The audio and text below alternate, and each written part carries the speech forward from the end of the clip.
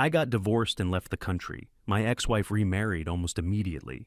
From overseas, I watched them plan the wedding of the century at my old house, the house I built myself. During the ceremony, my son stood next to my wife's new husband and looked straight at me. He is a good, wealthy man. Nothing like you, Dad. Then during the reception, suddenly everything collapsed. My phone rang. For the first time in 40 years, I lost control of the structures I had built. Thank you so much for being here with me. Before we go any further, take a second to comment and tell me where you're watching from. And tell me, have you ever been replaced by someone who looked impressive on the surface but felt empty underneath? Also, a quick note, this story blends fictional elements for storytelling and reflection, with details adjusted for learning and insight. The breeze coming off the Atlantic Ocean in Algarve is different from the wind in Chicago. It is warmer, softer. I was sitting on my terrace watching the sun dip below the horizon, holding a glass of deep red Alentejo wine. For the first time in decades, my shoulders were not tense. The silence was perfect. Then my phone buzzed on the glass table. I looked at the screen. The name flashing there was Elaine, my ex-wife. I should have let it go to voicemail.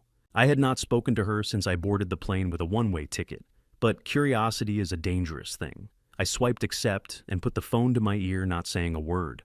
Edmund, save us. Her voice was a shriek so loud, I had to pull the phone away.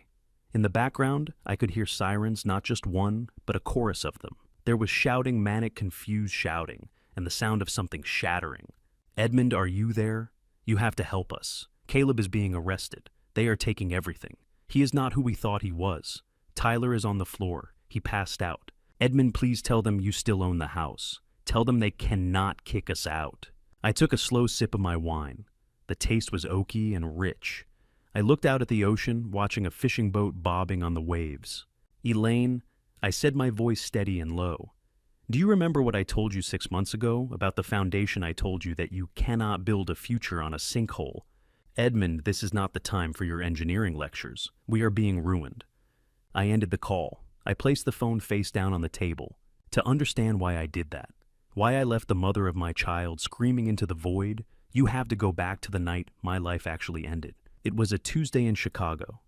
November, the kind of cold that seeps into your bones and stays there. I had just come back from my annual physical. The doctor had told me my blood pressure was creeping up, and I needed to reduce stress. I drove home thinking about how to tell Elaine. I parked my 10-year-old Ford truck in the driveway. It was a reliable vehicle. I liked things that lasted. When I walked into the kitchen, the smell of roast chicken was in the air, but the table was not set for dinner. It was cleared completely, except for a thick manila envelope sitting in the center. Elaine was standing by the window, looking out at the dark yard. She was 60, but she fought every year of it with expensive creams and treatments I never questioned. She turned around, and I saw a look in her eyes I had never seen before. It was not anger, it was contempt. We need to talk, Edmund, she said. I put my keys on the counter. Is everything okay? Is it Tyler? She laughed, a short, sharp sound.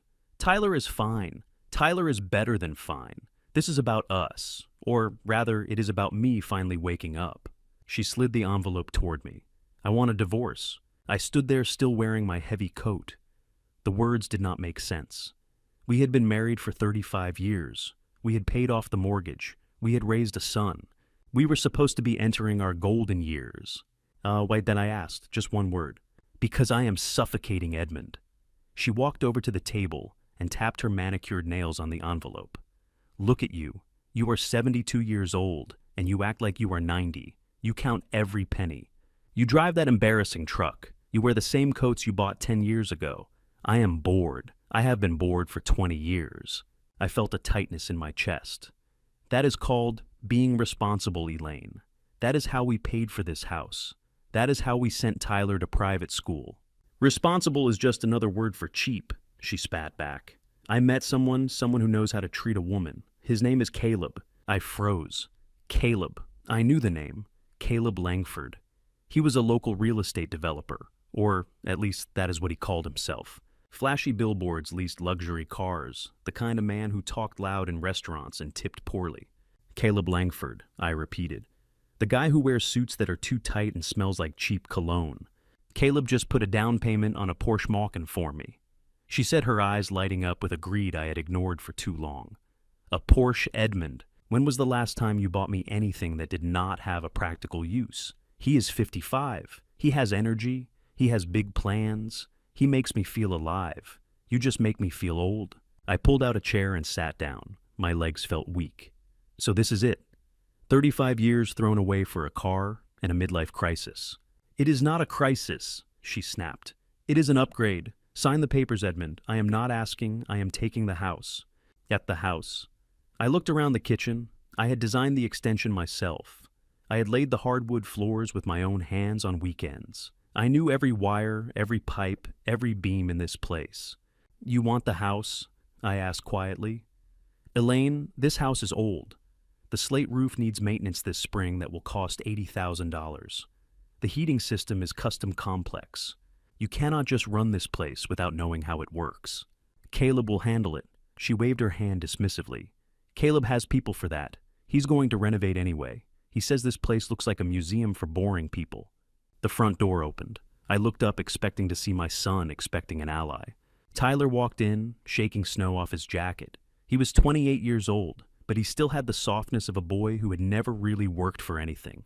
I had paid for his college. I had bailed him out of 3 failed business ventures. Tyler. I said, your mother has lost her mind. She wants a divorce. She is seeing Caleb Langford. Tyler did not look surprised. He did not look upset. He walked over to his mother and stood next to her, crossing his arms. I know, Dad. I met Caleb last week. You met him? Yeah, he is actually a really cool guy. I felt like I had been punched in the gut. My own son. Tyler, this man is destroying our family. Dad, stop being dramatic, Tyler said, rolling his eyes. Look, nobody's happy here. You are always lecturing me about saving money and working hard. It is exhausting. Caleb gets it. He understands. Vision. In Vision, I asked. Yeah, Vision. I told him about my idea for the luxury organic dog food delivery app. You said it was saturated and risky. You told me to get a job at the engineering firm. Because it is a saturated market, Tyler, I said, trying to keep my voice steady. Well, Caleb thinks it is genius, Tyler interrupted. He promised to invest $200,000 as seed money once the wedding is official. He is going to be an angel investor. I looked from my wife to my son. It was not just a betrayal of affection. It was a transaction. Elaine was selling the marriage for a Porsche, and Tyler was selling his loyalty for a startup check. He is buying you, Tyler, I said. You do realize that, right? He is buying your approval. He is supporting my dreams, Dad, which is more than you ever did. You have the money. I know you do. You just sit on it. You hoard it. You are selfish. Selfish. I thought about the overtime shifts I worked when Tyler was a baby, so Elaine could stay home. I thought about the trust fund I had been quietly building for 20 years, compounding interest, so my grandchildren would never have to worry. I thought about the liquid assets I had moved into offshore accounts the moment I sensed Elaine pulling away months ago, just in case. They thought I was a simple retiree with a pension and a paid-off house. They had no idea about the consulting fees I had commanded for major bridge projects or the stock portfolio I managed myself. Fine, I said. I reached for the pen in my pocket. It was a nice pen, heavy, reliable. I will sign. Elaine let out a breath she had been holding. Good. Make it easy, and we will not fight you on your personal belongings. You can take your truck and your tools.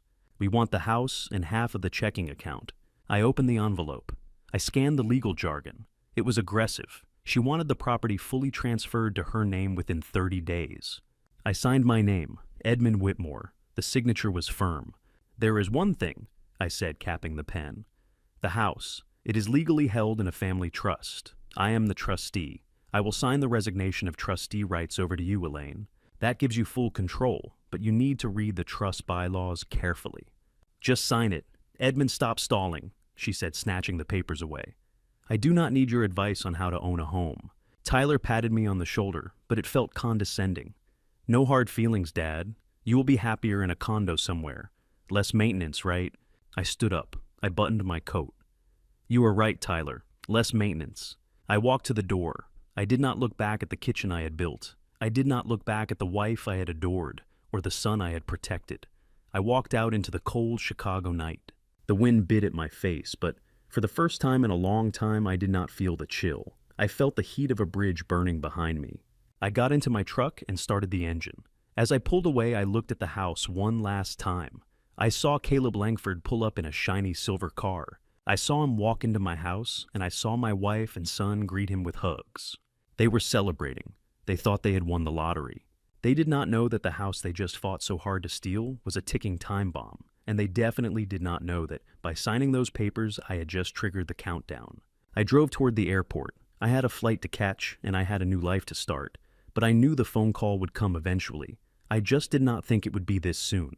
Back on the balcony in Portugal, the sun had completely set. The air was cooling down. I poured myself another glass of wine. My phone screen was dark now. I wondered if they had found the clause in the trust yet, the one about moral turpitude and criminal association. Probably not. They never read the fine print. But they were about to learn that, in construction and in life, the devil is always in the details. 3 days later, I was standing in the driveway scraping ice off my windshield when a silver Bentley Continental pulled up. It glided over the cracked pavement of the driveway I had been meaning to fix next summer. The window rolled down, and I smelled that cloying cologne before I even saw his face. Caleb Langford stepped out. He was wearing a camel hair coat that looked expensive from a distance, but up close the stitching was uneven.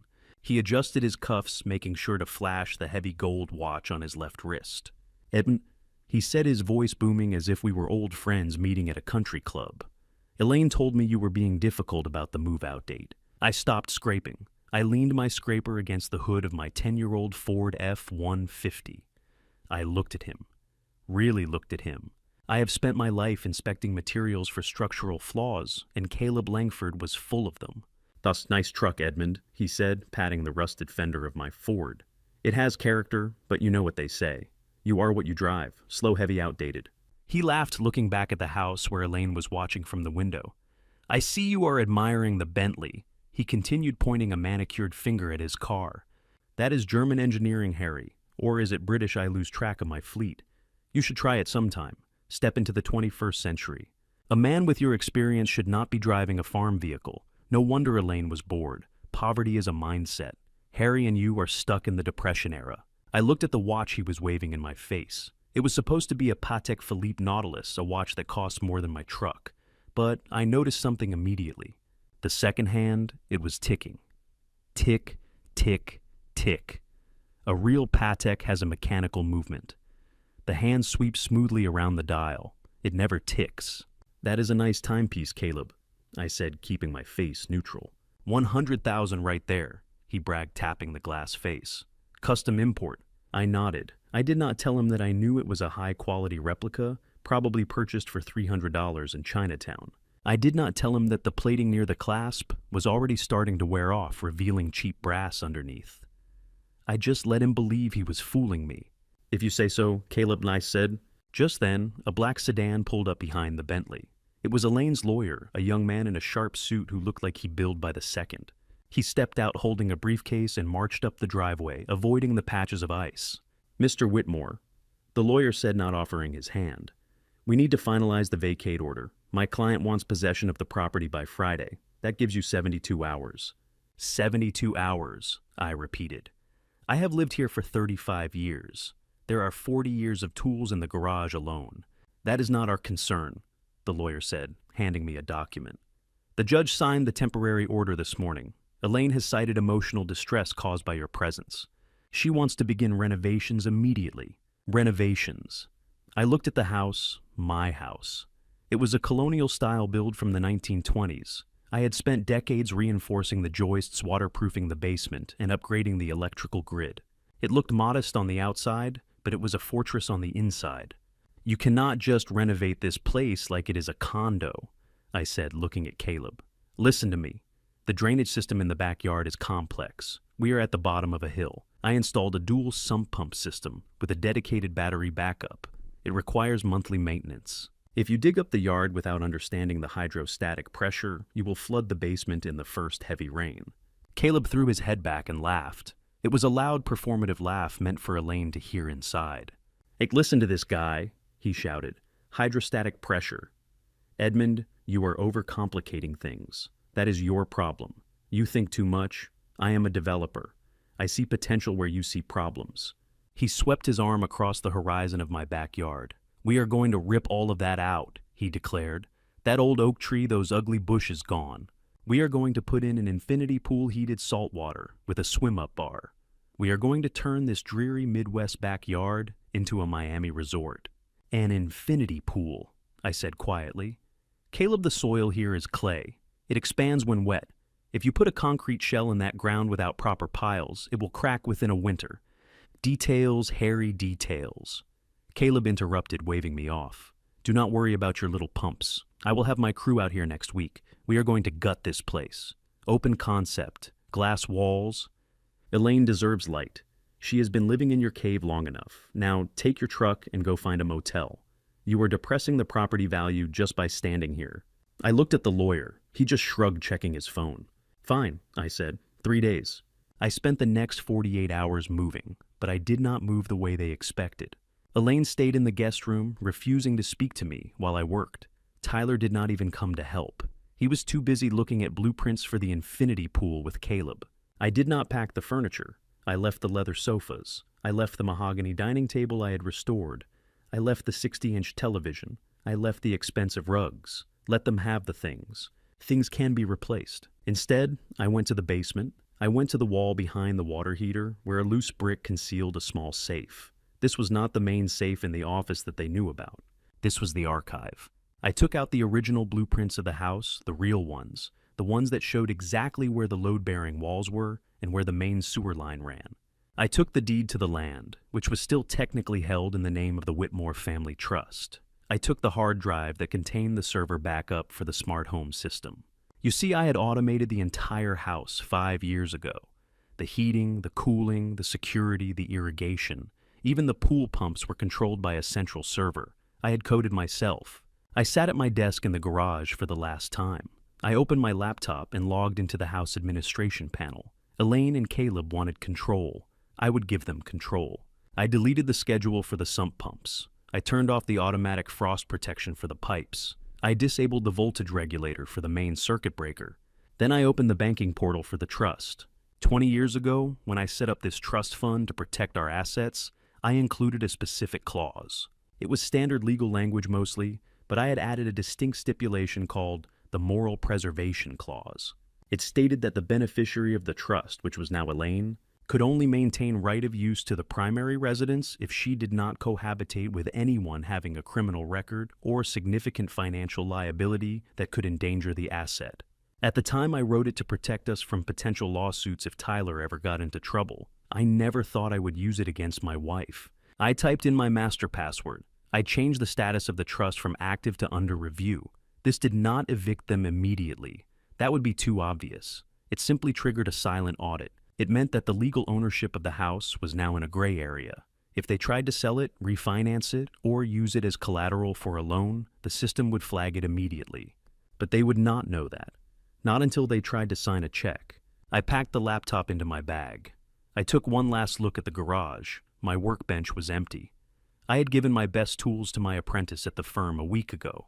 I would rather give them to a stranger who respected the craft than leave them for Caleb to sell for scrap. I walked out to my truck. The back was filled with boxes of books, personal files, and my clothes. That was it.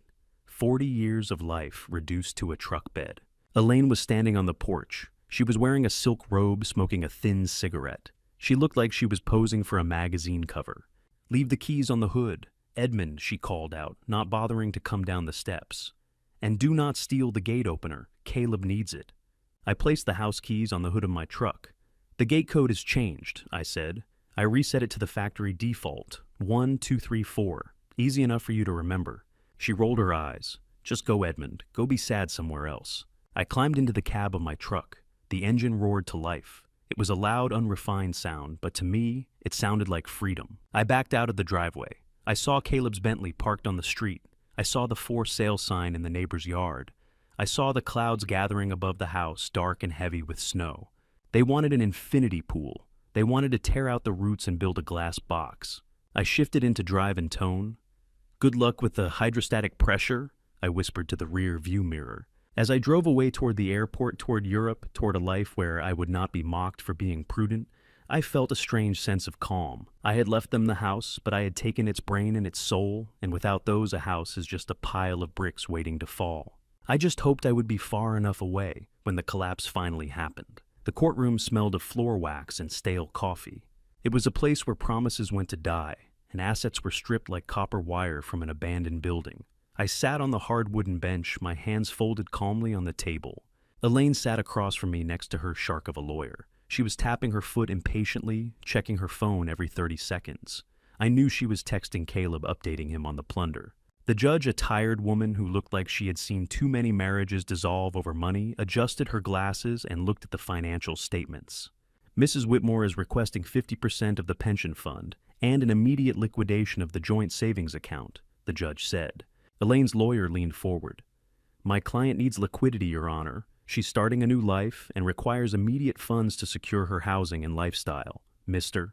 Whitmore has significant holdings in land and long-term bonds, but my client is not interested in waiting for maturity dates. She wants cash. I looked at Elaine. She was not looking at me. She was looking at the number written on the lawyer's notepad. $300,000. That was the cash value of the savings account, and the portion of the pension she could access immediately. To her, it was a fortune. It was the wedding budget. It was the down payment on the pool. It was the shopping spree she had already planned in her head. I leaned over to my own lawyer, a sensible man I had known for 20 years. Give it to her, I whispered. He looked at me surprised. Edmund, are you sure that wipes out your liquid savings? You will be leaving with almost nothing in the bank. Give her the cash, I repeated. But I keep the land rights, specifically the mineral and subterranean rights to the property and the adjacent lot we bought 10 years ago. She gets the house structure and the surface usage, but the deed to the land itself stays in the trust under my name. My lawyer nodded and presented the offer. Elaine did not even blink. She heard the words $300,000 and her eyes glazed over with greed. She did not care about mineral rights or land deeds. To her, dirt was just dirt. She did not know that the adjacent lot had just been rezoned for commercial use. She did not know that the land the house sat on was worth 5 times the value of the house itself because of the water table access. She only saw the check. We accept, Elaine said quickly before her lawyer could even consult her. We take the cash and he keeps his dirt. I do not want any more strings attached to him. The gavel banged. It was over. I wrote the check right there in the courtroom. My hand did not shake. I handed over $300,000. In exchange, I kept my freedom, and I kept the future value that Caleb was too arrogant to research. Elaine snatched the check from my hand. She did not say thank you. She did not say goodbye. She just turned to her lawyer and said, "Let's go shopping. I need a dress that makes Caleb cry when he sees me walking down the aisle." She walked out of that courtroom thinking she had stripped me bare. She thought she was the winner. She had no idea she had just traded a gold mine for a bag of copper pennies. I walked out of the courthouse alone. The winter wind was biting, but I had one last piece of business to attend to.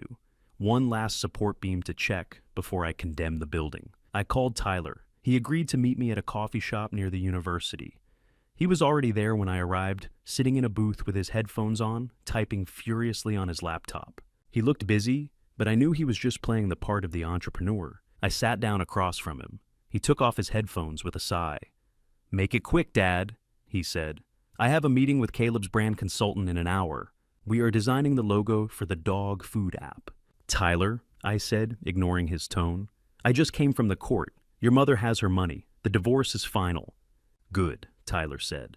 "Maybe now everyone can move on." I reached into my pocket and pulled out a small notebook. It contained my analysis of Caleb Langford's business history. I had spent nights digging into public records. "Son, please listen to me. I did some research. Caleb's companies are shell corporations. He has declared bankruptcy 4 times in 3 different states.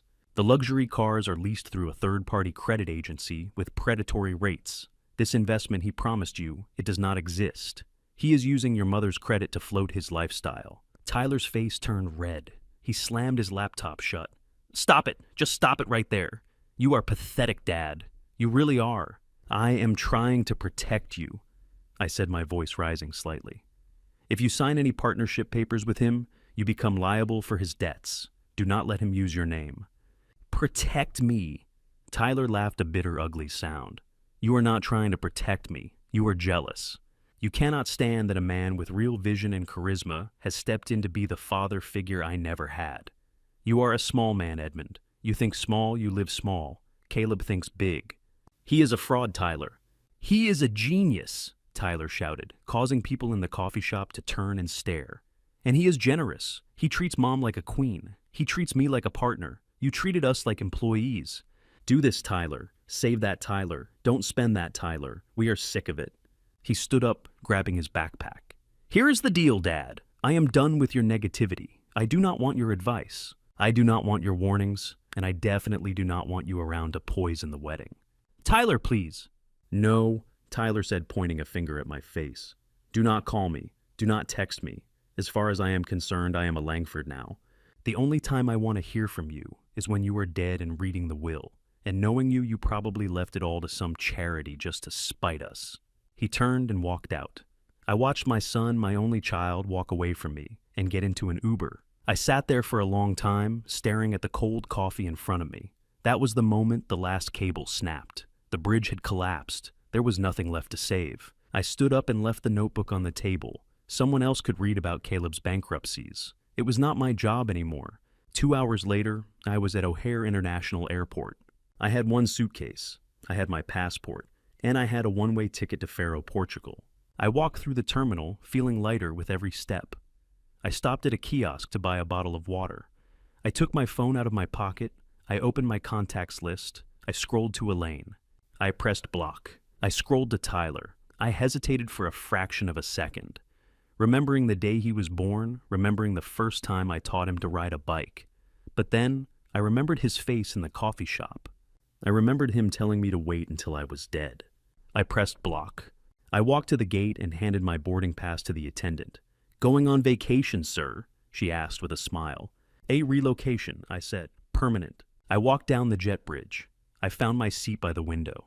As the plane taxied down the runway, I looked out at the gray skyline of Chicago. Somewhere down there in that sprawling city, Elaine was buying a dress she could not afford. Somewhere down there, Tyler was designing a logo for a company that would bankrupt him. Somewhere down there, my house was humming with the automated systems I had built. But the systems needed a master, the pumps needed monitoring, the roof needed inspection. The foundation needed care. They had fired the caretaker. I leaned back in my seat as the engines roared to life. The plane lifted off, pushing me back into the cushion. Let us see how they live without the maintainer, I whispered to the glass. Let us see how long the castle stands when the king has left the building. I closed my eyes, and for the first time in 6 months, I slept without dreaming of cracks in the walls. The Algarve coast has a way of healing wounds you did not even know you had. For the first time in 40 years, I was not waking up to the sound of an alarm clock or a list of demands. I was waking up to the sound of waves crashing against the cliffs and the smell of salt water mixed with blooming jasmine. I rented a villa in Lagos. It was not a glass box like the one Caleb wanted to build. It was a restored farmhouse with thick stone walls and terracotta tiles. It had history. It had soul. In Chicago, I was just the old man who drove a Ford truck and refused to buy a new suit. Here I was, Edmund the retired engineer, who knew how Roman aqueducts worked. I spent my mornings at a local cafe where the owner Manuel saved me the best table. We did not talk about money or stocks. We talked about the structural integrity of the old city walls. I was respected not for what I could buy, but for what I knew. That is how I met Elena. She was 65, an artist who worked with clay and bronze. I met her at a gallery opening I had wandered into. I was staring at a sculpture of a bridge she had made, admiring the tension cables she had rendered in copper. You are looking at the load distribution, she had said, standing beside me. Everyone else looks at the shape. You are looking at how it stands up. I turned to see a woman with silver hair tied back loosely, and eyes that were sharp and kind. She wore linen clothes covered in faint smudges of charcoal. She did not look like she was trying to be young. She looked comfortable in her own skin. It is a cantilever design, I said. If you did not counterbalance the weight here, it would collapse. Exactly, she smiled. Balance is everything in art and in life. We started having dinner together.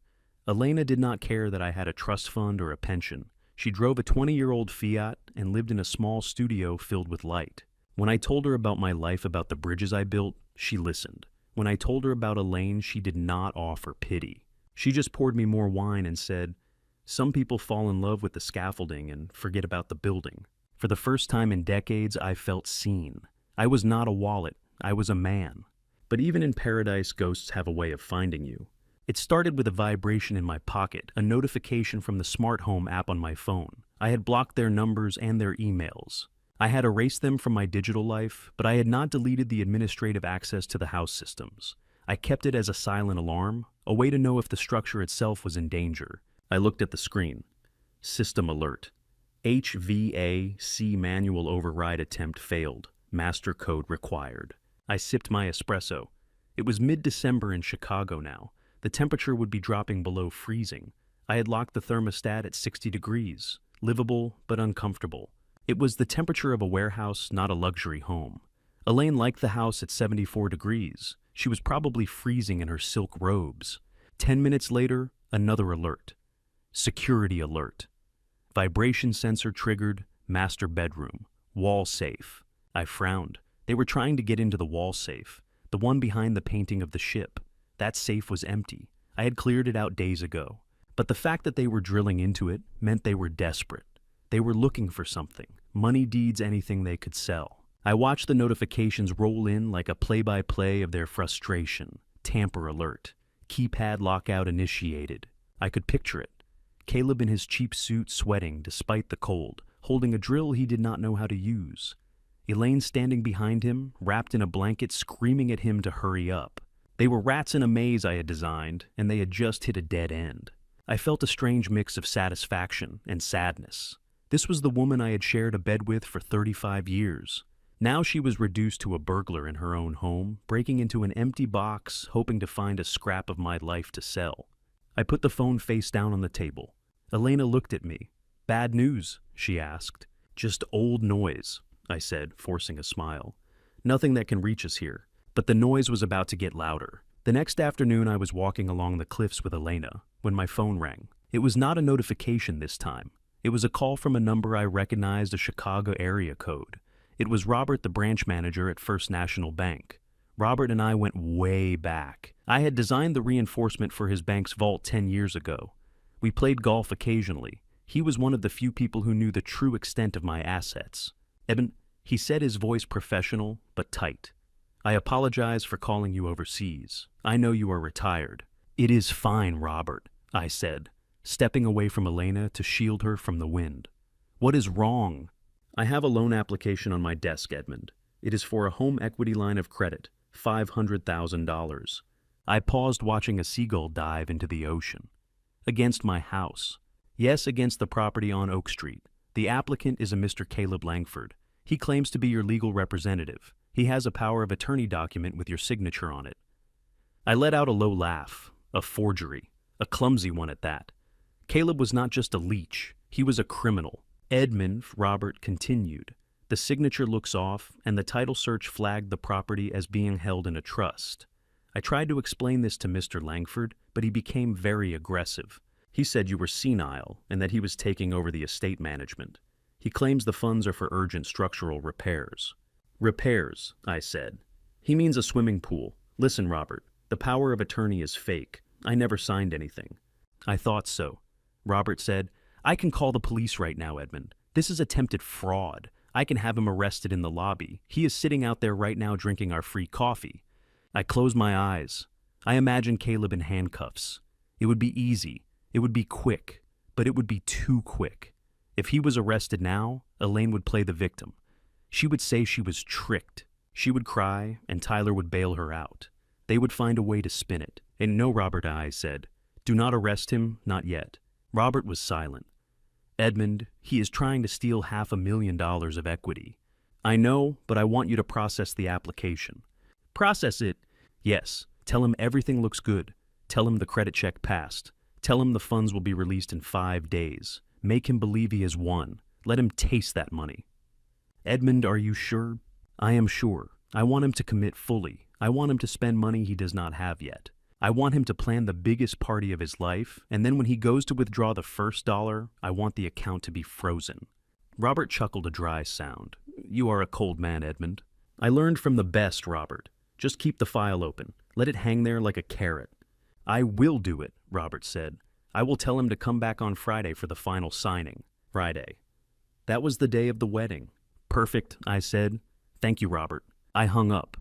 The wind was whipping around me, but I felt calm. I walked back to Elena, who was examining a piece of driftwood. "Everything all right?" she asked. I took her hand. It was warm and rough from her work. "Yes," I said. "Just finalizing some old business. The foundation is settling." She did not ask what I meant. She just squeezed my hand and pointed out at the horizon where a storm was brewing far out at sea. "It is going to be a rough night," she said. I looked at the dark clouds gathering. "Yes," I said, "but not for us." For Caleb and Elaine, the storm was already inside the house. They thought they were about to get a $500,000 windfall. They thought they had outsmarted the old engineer. They did not know that, by trying to mortgage the house, they had just walked into the final trap. They had given me the one thing I needed to destroy them completely, proof of intent. Now, I just had to wait for the wedding. The stage was set, the players were in place, and the floor was about to drop out from under them. Before we step into that wedding day, tell me this. What do you think happened when everything finally came crashing down? Share your prediction in the comments. I'm genuinely curious what you're imagining right now. Rate your anticipation from 1 to 10 if you'd like. Quick reminder, before we continue the narrative ahead, include some imaginative elements for dramatic effect, so it might not align with literal events. If you'd rather not proceed with that understanding, this would be a good place to pause. The piece I had built in Portugal was fragile, like a thin layer of ice over a deep lake. I knew it could crack at any moment, but I did not expect the hammer to come from a number I did not recognize. It was a Tuesday evening, and I was preparing a simple dinner of grilled fish and lemon. My phone buzzed on the counter. The screen showed a generic international code. I thought perhaps it was the bank confirming another transfer, or maybe the shipping company bringing the last of my books. I swiped the green icon and held the phone up. The screen filled instantly with a face I knew better than my own, but the expression was one I hardly recognized. It was Tyler. He was wearing sunglasses even though it was clearly overcast in Chicago, and he was grinning like a man who had just won a prize he did not earn. "Hey, Dad," he said, his voice distorted slightly by the connection. "I bet you were surprised to see me. I borrowed a friend's phone since you decided to be childish and block your own son. But I figured I owed it to you to let you see what real success looks like." I should have hung up. I should have pressed the red button and gone back to my fish. But I stood there frozen by the sheer audacity of his intrusion. Tyler did not wait for me to speak. He flipped the camera around. "Check this out, Dad." He was holding a heavy cardstock envelope. He opened it with a flourish, revealing an invitation that caught the light with a garish yellow shine. "That is 24-karat gold leaf, Edmund. What?" He said, using my first name as if we were rivals instead of father and son. "Caleb spared no expense. This isn't just a wedding. It is a coronation. We sent these to the mayor, to the city council, to every major developer in the state." I squinted at the screen. The invitation was tacky. It was the kind of thing a child imagines a rich person would buy. The font was illegible, and the gold was so thick it looked like candy wrapper foil. "You are watching a masterclass in branding, Dad." Tyler continued panning the camera back to his face. "Caleb says you have to spend money to attract money. We are expecting 300 guests. The gifts alone will cover the cost. That is how smart people do business, not by hoarding pennies in a savings account." I finally found my voice. It was dry and rough. "Tyler, why are you calling me?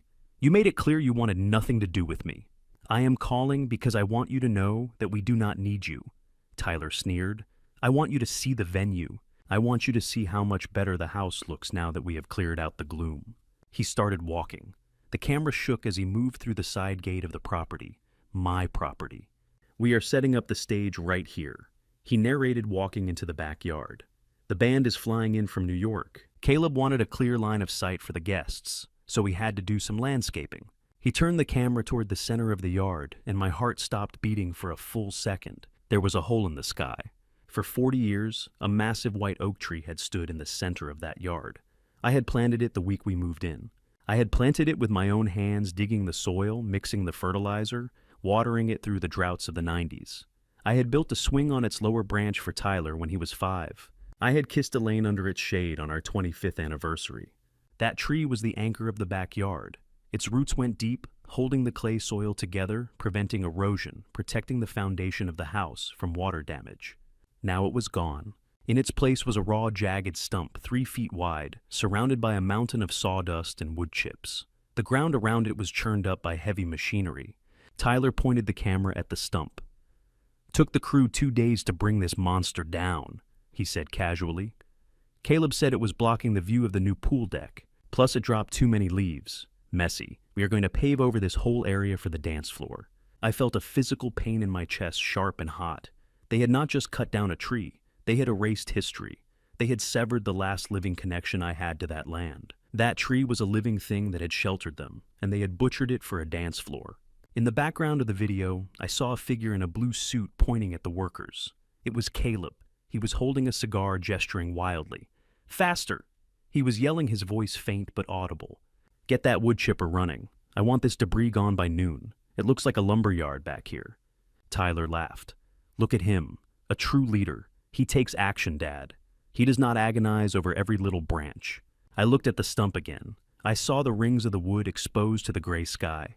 40 years of growth. 40 years of survival. Gone in 2 days because a con man wanted a view. Something inside me snapped. It was not a loud snap like the breaking of a branch. It was a quiet click. The safety latch on my restraint had been disengaged. Until this moment, I had been playing a defensive game. I was protecting my assets, waiting for them to fail on their own.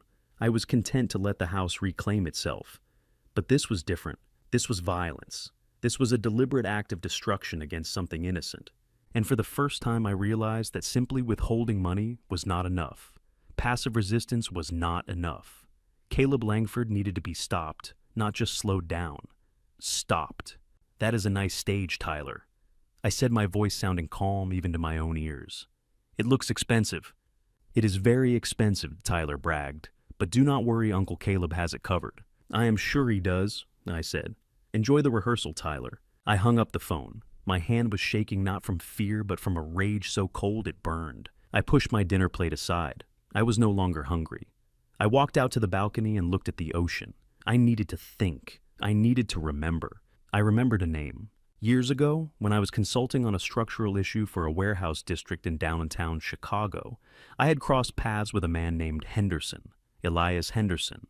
On paper, he was a private lender, a financier for high-risk construction projects. In reality, he was a loan shark, a sophisticated one, but a shark nonetheless.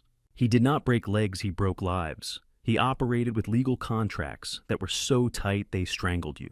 If you borrowed money from Henderson, you paid him back, or you lost everything you ever touched. I had done a favor for Henderson once. I had signed off on a building inspection that was borderline allowing him to close a deal. He had told me then, Edmund, if you ever need a favor, you call me. I admire a man who knows the difference between a crack and a structural failure. I knew Caleb's history. I knew he lived on credit. I knew he borrowed from Peter to pay Paul. And in my research in the nights before I left, I had seen a lien on one of Caleb's shell companies, a lien held by Henderson Holdings, LLC. Caleb owed Henderson money, a lot of money, and knowing Caleb, he was probably dodging the calls. I took my phone out again. I scrolled through my contacts to a number I had not called in 5 years. I hoped it was still active. It rang 4 times. Whitmore. The voice was like gravel grinding in a cement mixer. Hello, Elias, I said. It has been a long time. You are in Portugal, I hear, Henderson said. I thought you retired. I thought you were out of the game. I am out, I said. But I see you are still in it. I see you are still holding paper on a man named Caleb Langford. There was a silence on the line, a heavy, dangerous silence. Langford is a ghost, Henderson said slowly. He owes me 6 figures. He has been dodging my collectors for 3 months. He says he is broke. He says his assets are frozen. Why are you asking about Langford Edmund? Because I sat down looking at the darkening sky. He is not broke, Elias, or at least he is pretending not to be. He is getting married on Saturday. Married, Henderson repeated. Yes, to my ex-wife and Elias, it is going to be quite a show. Gold-plated invitations a band from New York champagne towers. He is spending money like water, money that I assume belongs to you. I could hear the sound of a chair shifting on the other end. I could almost see Henderson leaning forward, his interest piqued. Where is this wedding happening? At my old house, I said. 420 Oak Street. The ceremony starts at 5. The reception is at 6 o'clock. Caleb will be there. He will be in a tuxedo. He will be surrounded by wealthy guests. He will be holding court. And he will be very embarrassed if an old creditor shows up, I added. Embarrassed is not the word I would use, Henderson said, a dark amusement creeping into his tone. I would use the word liquidated. He thinks he is untouchable, Elias, I said.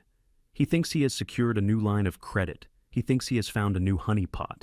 He is flashing wealth he does not have. You are a good friend, Edmund, Henderson said. You always were thorough. I am not doing this for friendship, I said, looking at the mental image of my severed oak tree. I am doing it because he cut down my tree. Your tree?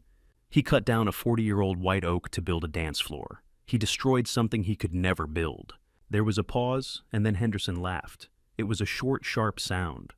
I understand. A man has to have a code. Do not worry, Edmund. I will attend the wedding. I might even bring a gift. What kind of gift, I asked. A foreclosure notice. Henderson said, and maybe a pair of handcuffs. I have some friends in the fraud division who have been looking for Langford too. If he is throwing a party, it would be rude not to invite them. Thank you, Elias, I said. Enjoy your retirement, Edmund. The line went dead. I put the phone down. The rage in my chest had settled into a cold, hard resolve. I had just lit the fuse. Caleb wanted a spectacle. He wanted the wedding of the century. He wanted everyone to look at him. Well, I had just ensured that he would get exactly what he wanted. All eyes would be on him, especially the eyes of the men he owed money to. I poured myself a glass of wine. I toasted the empty air. To the oak tree, I whispered. The roots were gone, but the timber was about to come crashing down on their heads, and I would have a front row seat to the demolition. Saturday arrived with a gray sky that hung low over Chicago like a dirty wool blanket. But inside the perimeter of my former home, everything was designed to sparkle. I sat in my villa in Lagos, with my laptop open connected to the security cameras I had never deactivated. The feed was crisp high definition. It was 5 o'clock in the evening back in Illinois, and the show was about to begin. I poured myself a glass of water. I did not need alcohol for this. I wanted my senses sharp. I wanted to remember every detail. The garden where my oak tree once stood was now a sea of white tents and rented chairs. Caleb had covered the muddy ground with expensive red carpets, but I could see them sinking into the soft clay with every step the guests took. And what a collection of guests it was. I recognized a few faces from the local business pages, men who had been indicted for fraud, women who ran charities that spent more on galas than on the poor. It was a gathering of vultures pretending to be peacocks. Elaine was standing near the entrance greeting people. She was wearing a dress that was too young for her, a shimmering silver gown that looked uncomfortable. Around her neck was a diamond necklace that caught the light of the camera. I zoomed in. I recognized that necklace. It was from a high-end rental service in the city. You could borrow it for 48 hours for $2,000. She was literally wearing borrowed time. She looked frantic. Her smile was too wide, her eyes darting around, constantly checking if people were impressed. She was playing the role of the wealthy matriarch. But I knew her tell. She was twisting the ring on her finger. She only did that when she was terrified. Then there was Caleb. He was holding court by the ice sculpture, which was melting faster than he anticipated. He was wearing a white tuxedo jacket. He looked like a lounge singer on a cruise ship. I turned up the volume on the microphone hidden near the patio. We are breaking ground next month on the resort in Tulum, Caleb was saying to a group of men who were clearly only there for the free scotch. It is going to be massive eco-friendly luxury. I have already secured the coastal rights. You gentlemen should get in on the ground floor. Minimum buy-in is $50,000. I shook my head. Tulum. Last week it was a tech startup. The man did not even have a passport. Tyler was standing next to him, nodding like a bobblehead doll. My son looked handsome in his suit. I will give him that, but his posture was weak. He was holding a glass of champagne and laughing too loud at Caleb's jokes. Ladies and gentlemen, Tyler announced, tapping a spoon against his glass. If I could have your attention, I just want to say how proud I am to stand here today. For years, this house felt like a museum. It was cold, it was quiet. It was run by fear and penny pinching. But look at it now. He gestured to the crowd. This is what a real legacy looks like. Caleb, thank you for showing my mother what true love is. And thank you for showing me what it means to be a man of vision. To the happy couple, the crowd cheered. I watched my son toast to my replacement. I felt a sting of betrayal, but it was duller now. It was like watching a stranger on television. He had made his choice. But as the applause died down, I noticed something that the guests missed. The lights strung up inside the tent flickered. It was subtle, just a quick dimming, but to an engineer it was a scream for help. I opened a second window on my laptop screen. It was the dashboard for the house's electrical grid. The load meter was in the red zone. You see, when I wired that house, I built it to handle a standard residential load with a 20% safety margin. It was robust, but it was not a power plant. Caleb had brought in commercial stage lighting, massive speakers, industrial heaters for the tent, and a catering kitchen that was running 4 electric ovens simultaneously. He was pulling 300 amps on a 200 amp service. Any competent electrician would have brought in a generator, but generators cost money, and Caleb was cheap where it mattered. He had just plugged everything into the house outlets, probably using $10 power strips. The flickering happened again. This time, it was longer. The music from the band dragged for a second as the voltage dropped. A murmur went through the crowd. Caleb looked up at the chandeliers, annoyed. "Hey!" he shouted at a waiter. "Tell the band to check their equipment. We are getting feedback." "It is not the band, Caleb," I whispered to my screen. "It is the physics you ignored." The catering staff brought out the cake. It was a monstrosity 5 tiers high, covered in gold leaf. Elaine clapped her hands like a child. They moved to the center of the dance floor, right over the spot where my oak tree used to be. The spotlights turned on, blasting them with thousands of watts of heat and light. On my dashboard, the temperature warning for the main breaker panel turned from yellow to flashing red. The wires inside the walls were heating up. The insulation was softening. The system was begging for mercy. Caleb picked up the silver knife. He raised it high, grinning for the photographers. And then the house fought back. There was a loud pop that sounded like a gunshot. Instantly, every light in the tent went out. The music died with a groan. The heaters stopped humming. The entire property was plunged into absolute darkness. Screams erupted from the guests. Someone dropped a glass, and it shattered. "What is going on?" Elaine shrieked. "Caleb, fix it." I saw the glow of cell phone flashlights turning on, creating eerie shadows dancing on the tent walls. Caleb was furious. "It is this garbage house," he yelled, and his voice carried clearly in the sudden silence. "That cheap old man Edmund used substandard wiring. I knew it. He never spent a dime on this place. I am going to sue him. I will sue him for every penny he has left." I sat back in my chair in Portugal. Substandard. I had used copper wiring that exceeded code requirements. What I had also installed was a fail-safe, a master surge protector that would cut the power before the house burned down. I had just saved their lives, and they were cursing my name. "Wait a minute," I said to myself, watching the screen. "The emergency protocol." 5 seconds later, the backup system kicked in. But this was not the main power. This was the emergency lighting I had installed for safety. Low-wattage amber lights mounted near the floor and along the perimeter. The effect was not festive. It was terrifying. The soft amber glow cast long, distorted shadows, making the guests look like ghouls. The silence was heavy. The party atmosphere had evaporated instantly, replaced by the cold reality of a winter night in a dark house. In that dim orange light, a movement at the front gate caught my eye. A car had pulled up. It was not a guest's car. It was a black SUV, heavy and imposing. It blocked the driveway, completely preventing anyone from leaving. The doors opened. 3 men stepped out. The first one was tall, wearing a long wool coat and a fedora. He moved with a slow, deliberate weight. It was Elias Henderson. Flanking him were 2 men who looked like linebackers, squeezed into suits, and behind them, flashing blue lights appeared in the distance. A police cruiser, then another.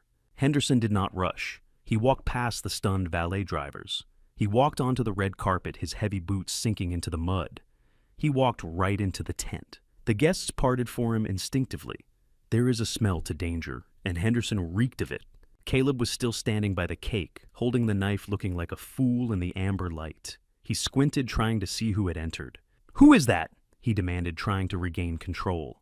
"This is a private event. You cannot just walk in here." Henderson stopped 10 feet away from the cake. He looked around at the decorations, the frightened guests, the half-eaten food.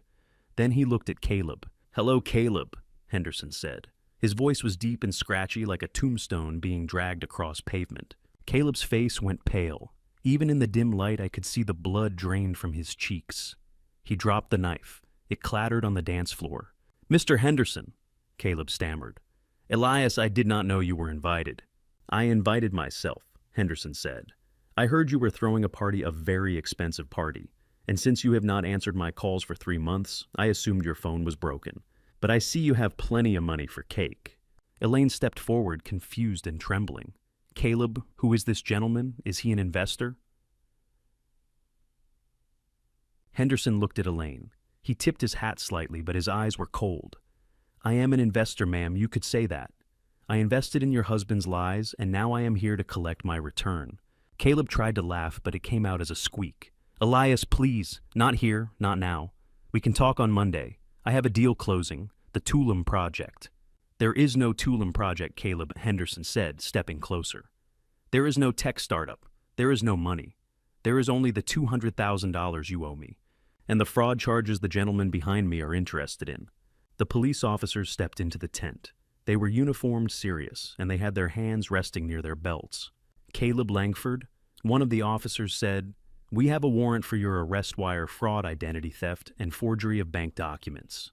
The silence that followed was absolute. The only sound was the wind rattling the tent flaps and the distant hum of the police radios. Tyler dropped his champagne glass. It did not break on the carpet. It just rolled away, spilling expensive liquid into the mud. I watched Caleb look for an exit. I watched Elaine realize that the diamond necklace around her neck was about to become evidence. I watched the house I built stand silent and dark, judging them all. "Happy wedding day," I whispered. The cake was uncut. The music was dead. But the real show was just getting started. The amber emergency lights cast long, skeletal shadows across the tent, making everyone look like ghosts attending a funeral rather than a wedding. I watched on my monitor as Caleb Langford tried to summon the last shreds of his bravado. He stepped toward Elias Henderson, puffing out his chest in his white tuxedo, but he looked small against the bulk of the loan shark. "Get out!" Caleb shouted, pointing a shaking finger at the exit. "This is a private event. You have no right to be here. Security, get this man off my property." But the hired security guards did not move. They were minimum wage workers who had not been paid yet, and they knew a predator when they saw one. They stepped back, melting into the shadows, leaving Caleb alone in the center of the muddy dance floor. Henderson did not shout. He simply reached out and took the microphone from Caleb's hand. It was a smooth, casual motion, like an adult taking a toy from a tantruming child. He tapped the microphone twice. The sound echoed through the silent tent, booming over the stunned guests. "Your property?" Henderson said, his voice dry and devoid of emotion. "That is the problem, Caleb. It is not your property." Caleb lunged for the microphone, but one of Henderson's bodyguards stepped forward, blocking him with a wall of muscle. Caleb stumbled back, his expensive shoes slipping in the mud. "You stood in my office 3 months ago." Caleb Henderson continued addressing the crowd as much as the groom. "You told me you had a prime asset, a historic home in the suburbs. You told me you were going to leverage the equity to pay back the $200,000 you borrowed for your failed condo project in Florida. You signed a promissory note. You put this address on the collateral line." Henderson reached into his coat pocket and pulled out a piece of paper. He held it up to the dim light. "So I called the bank this morning, Caleb. I wanted to verify the lien. And do you know what they told me? They told me the loan was denied. They told me you have zero equity in this house. They told me the title is locked in a trust that you cannot touch." A gasp went through the crowd. I saw the faces of the guests turning from confusion to judgment. They were wealthy people, or at least people who pretended to be wealthy. And the one sin they did not forgive was being broke. "You lied to me, Caleb," Henderson said, dropping the paper onto the muddy carpet. "You do not own this house. You do not own the land.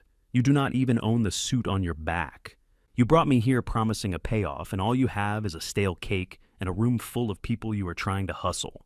"No, that is not true," Elaine screamed. My ex-wife pushed her way through the crowd. Her face was a mask of panic and denial. She grabbed Caleb's arm, shaking him. "Tell him, Caleb, tell him about the trust fund transfer. Tell him Edmund signed it over. You are the chairman of Langford Global. You have millions in assets. This man is just confused." Caleb looked at her, and for the first time, I saw the mask slip completely. There was no love in his eyes. There was only the feral panic of a trapped animal. "Shut up, Elaine," he hissed. Elaine recoiled as if he had slapped her, but she could not stop. She turned to the police officers standing at the edge of the tent. "Officers, arrest this intruder," she demanded, pointing at Henderson. "He is ruining my wedding. My husband is a respected businessman." The lead police officer stepped forward. He was an older man with a weary face. He did not look at Henderson. He walked straight to Caleb. "Caleb Langford," he said, his voice cutting through the murmurs of the crowd. "We are not here for Mr. Henderson. We are here for you." Elaine froze. Her hand went to her mouth, covering a silent scream. "We have a warrant for your arrest from the state of Illinois." The officer recited, pulling a pair of metal handcuffs from his belt. And another from Wisconsin and a third from Indiana. The charges include wire fraud, aggravated identity theft, and 4 counts of felony forgery. No, Elaine whispered. No, that is impossible. He bought me a Porsche. The officer shook his head. The Porsche was reported stolen by a dealership in Naperville 3 days ago. Ma'am, it was taken on a test drive and never returned. We found it parked out front with fake plates. I watched Caleb's knees buckle. The arrogance, the swagger, the vision, it all evaporated, leaving behind a sweating, trembling man in a dirty tuxedo. He held out his hands and the officer snapped the cuffs on. The metallic click was loud in the silence. They stood him right next to the 5-tier wedding cake. The gold leaf on the frosting shimmered in the emergency lights, a stark contrast to the cold steel on his wrists. It was a perfect tableau of his life, a beautiful, expensive shell with a criminal rod inside. Suddenly there was a blur of motion. It was Tyler. My son, who had stood frozen until this moment, finally snapped. He could not accept what he was seeing. He could not accept that his hero, his mentor, the man he chose over his own father, was a fraud. "Let him go," Tyler shouted, charging at the police. "This is a mistake. You are making a mistake. He is an investor. He is going to fund my company." "Tyler, stop," I said to the screen, knowing he could not hear me. Tyler grabbed the officer's arm, trying to pull him away from Caleb. It was a foolish, desperate move. One of Henderson's bodyguards, who was standing nearby, did not hesitate. He stepped in and shoved Tyler. It was not a violent punch, just a firm dismissal of a nuisance. Tyler flew back. He hit the table holding the champagne tower. The crash was spectacular. Hundreds of glasses shattered, sending shards of crystal and cheap sparkling wine flying everywhere. Tyler landed in the mud among the broken glass. He groaned, trying to push himself up, his suit soaked in alcohol and dirt. Caleb did not even look at him. Caleb was looking at the police, trying to negotiate. Wait, listen to me," Caleb stammered, fast and high-pitched. "I can explain. I am a victim here. I did not know the checks were bad. I was given bad information." "Mr. Langford, you have the right to remain silent," the officer said, tightening his grip on Caleb's arm. "It is her," Caleb shouted suddenly, twisting his body to point a handcuffed finger at Elaine. The crowd went silent again. Elaine stood there, trembling, her eyes wide with shock. "It is her fault," Caleb yelled, spitting the words out. "She put me up to it. She told me her ex-husband was senile. She told me he had millions tucked away and she knew how to get it. I was just trying to help her. She is the one who wanted the lifestyle. Look at her. Look at the dress. Look at the necklace. She forced me to do it." "Caleb, what are you saying?" Elaine cried out, her voice breaking. "I love you. We are getting married." "Married." Caleb laughed, a cruel, twisted sound. "I would never marry an old hag like you. I was doing you a favor. You are washed up, Elaine. You are boring and you are broke. I was just trying to get the deed to the house so I could flip it and get away from you." I watched Elaine's face crumble. It was not just sadness. It was the total annihilation of her self-worth. For 6 months, she had convinced herself that she was a prize, that she was desirable, that she was upgrading. Now the man she destroyed her family for was standing there in handcuffs, calling her a boring old hag in front of 300 people. "She is the mastermind," Caleb screamed as the officers began to drag him toward the exit. "She forged the signatures. Check her computer. She is the one you want." "You are lying," Elaine wailed, collapsing onto her knees in the mud. "Edmund would never treat me like this. Edmund loved me." But I was not there to comfort her. I was thousands of miles away, sitting in the dark, watching the consequences of her choices play out in high definition. The guests began to scatter. They did not say goodbye. They did not offer help. They grabbed their coats and purses, stepping over the broken glass, and the sobbing bride rushing to get to their cars, before the police started asking for witness statements. Henderson watched them go. He tipped his hat to the police officer, and then he looked directly at the security camera mounted on the tent pole. He knew I was watching. He gave a small nod, a salute from one professional to another. Then he turned and walked out into the night, leaving the ruin behind him. Tyler was still sitting in the mud, surrounded by broken glass, staring at the spot where Caleb had stood. He looked like a child who had just found out that Santa Claus was not only fake, but had stolen his bicycle. Elaine was curled in a ball, her silver dress ruined, weeping into the dirt. The wedding was over. The marriage was dead before it began. And the house, my house, stood silent and dark, its amber lights watching the misery like unblinking eyes. I reached for my mouse. I could have turned off the feed. I could have looked away, but I did not. I watched until the last police car drove away, taking the false king to his cell, because the hardest part of the demolition was over. The structure had been brought down. Now all that was left was the dust. The red and blue lights of the police cruisers faded into the distance, taking the groom and the illusion of wealth with them. What remained was a silence so heavy it felt like it could crush the tent poles. The guests had vanished. I have never seen a crowd of social climbers move so fast. They scrambled for their cars' engines, revving tires, spinning in the muddy grass, desperate to distance themselves from the scandal. Within 5 minutes, the driveway was empty. There were no goodbyes, no offers of support, just the smell of exhaust fumes and fear. But the tent was not empty. Elias Henderson was still there, and he was not alone. I watched on my monitor as he clapped his hands once a sharp sound that echoed in the cold amber light. His 2 bodyguards were joined by a crew of 4 movers who appeared from the black SUV. They did not look like wedding staff. They looked like repossession agents. "Load it up," Henderson commanded, pointing at the sound system. "All of it. The speakers, the mixing board, the lights." Caleb put it all on the credit account. I watched as they dismantled the stage. They moved with a terrifying efficiency. They were not being careful. Wires were ripped out. Speakers were dragged across the floor. They were stripping the carcass of the party before the body was even cold. One of the men grabbed a stack of gold-painted chairs. "Hey!" Tyler shouted from the ground where he was still sitting. "You cannot take those. We need to sit down." Henderson turned to look at my son. He walked over his heavy boots squelching in the mud. He looked down at Tyler with a mixture of pity and disgust. "You can sit in the dirt, kid," Henderson said.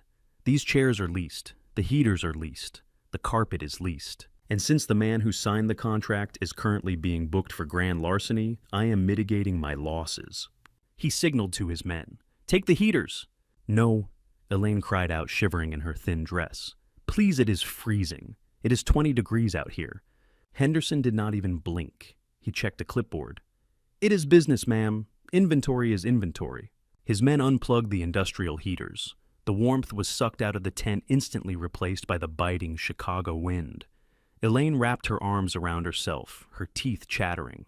She looked around for something to cover herself with, but her fur coat was in the house, and the house was locked down. Henderson walked up to her. He stood close, invading her personal space. He held out his hand, palm up. "The ring," he said. Elaine clutched her left hand to her chest. "What?" "The ring, Elaine. The 3-carat radiant cut diamond on your finger. Caleb leased that too.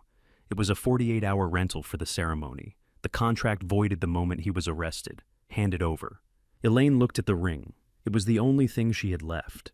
It was the symbol of the life she thought she was getting. "No," she whispered, tears streaming down her face, ruining her makeup. "It is mine. He gave it to me." "He gave you a lie," Henderson said, his voice dropping to a low growl. "Do not make my men take it from you, ma'am. That would be undignified." I watched her face. I saw the moment her spirit broke. She realized that even the token of love on her finger was just another piece of borrowed scenery. Slowly, with trembling fingers, she slid the ring off. She dropped it into Henderson's palm. He held it up to the emergency light, checking for scratches, then dropped it into his pocket like it was a loose coin. "Thank you," he said, touching the brim of his hat. "My crew will be done in 10 minutes. I suggest you vacate the premises before we take the tent down, too." He turned and walked away, directing his men to start rolling up the red carpet. Elaine stood there in the mud, her hand feeling phantom light without the ring. She looked at the house. Then she looked at Tyler. Tyler was struggling to his feet. He was covered in mud and champagne. His suit was ruined. He wiped his face with a dirty sleeve and looked at his mother. I expected him to hug her. I expected them to cling to each other in the wreckage. But I forgot that I had raised a boy who never learned to take responsibility. "Yet this is your fault," Tyler spat out. Elaine blinked, confused. "What did you say?" "I said this is your fault," Tyler screamed, his voice cracking. "You told me he was legitimate. You told me he was a genius. I quit my job, Mom. I quit the firm. I told my boss to go to hell because I was going to be a CEO. "Tyler, please," Elaine sobbed, reaching out to him. "Do not touch me." Tyler recoiled. "You and your obsession with money. You just had to have the Porsche. You just had to have the pool. You drove Dad away. You called him a loser. But Dad never got arrested at his own wedding." Elaine flinched as if he had slapped her. "Tyler, how can you say that I did this for us? I wanted you to have capital for your business. You did this for you, Tyler yelled, kicking the side of the wedding cake. The 5-tier monstrosity wobbled and collapsed, crashing into the mud in a heap of fondant and gold leaf. Look at this, Tyler gestured to the ruin. I am 28 years old, and I am ruined. I am an accomplice to fraud. My name is on the incorporation papers for the shell company. They are going to come after me. I could go to jail because of you. He was pacing now, frantic like a caged animal. Dad tried to warn me. He tried to tell me at the coffee shop. But I listened to you. I trusted you. You are supposed to be the adult. You are just a gold digger who got dug. Stop it, Elaine screamed, putting her hands over her ears. Stop it, Tyler. I lost everything too. I lost my husband. I lost my home. I have nowhere to go. Good, Tyler said, his eyes cold and hard. I hope you freeze out here. I am leaving. He turned and started walking toward the driveway. Where are you going? Elaine cried out, running after him, stumbling in her heels. Tyler, do not leave me here. I am going to my friend's house, Tyler shouted back, not stopping. I am going to see if I can crash on a couch. Do not follow me and do not call me until you fix this. He walked into the darkness, disappearing past the gate, where the Bentley used to be, leaving his mother alone in the freezing wind. Elaine stood in the center of the demolished wedding. The movers were taking the last of the chairs. The tent was flapping loudly in the wind. The amber emergency lights flickered, casting long, distorted shadows that looked like bars of a cell. She turned to look at the house. For the first time in 30 years, the house looked hostile to her. The windows were dark like dead eyes. The front door was locked. The smart system I had installed was silent, refusing to recognize her presence. She wrapped her arms around her chest, shaking violently from the cold. She looked at the spot where the oak tree used to be. There was just a hole now, a muddy scar in the earth. She realized then that she was exactly like that hole, empty, rootless. She had cut down the only thing that protected her. And now the storm was here. She had no husband. She had no lover. She had no son. She had no home. She had nothing but a ruined dress and a fake tan that was streaking in the cold air. She needed a savior. She needed someone who knew how to fix broken things. She reached into her small clutch purse. Her hands were shaking so hard, she dropped the phone twice into the mud before she could grip it. She wiped the screen on her dress. She knew she was blocked. She knew I had walked away. But desperation has a way of making people believe in miracles. She dialed the number she had known by heart for 40 years. The number she used to call when the car broke down, when the pipe burst, when she just needed to hear a steady voice. I sat in my villa in Portugal watching the screen. I saw her lift the phone to her ear. I saw her squeeze her eyes shut, praying, and then on the glass table next to my wine glass, my phone began to buzz. It was the middle of the night in Chicago, but the sun was setting in Algarve. The light was beautiful, golden, and warm. I looked at the phone. It vibrated, dancing slightly on the glass surface. I knew exactly what she was going to say. I knew exactly what tone she would use. The frantic victim, the damsel in distress. I picked up the phone. I did not say hello. I just swiped the green button and held it to my ear, waiting. Edmund, save us. Her scream was raw, tearing through the connection. Edmund, are you there?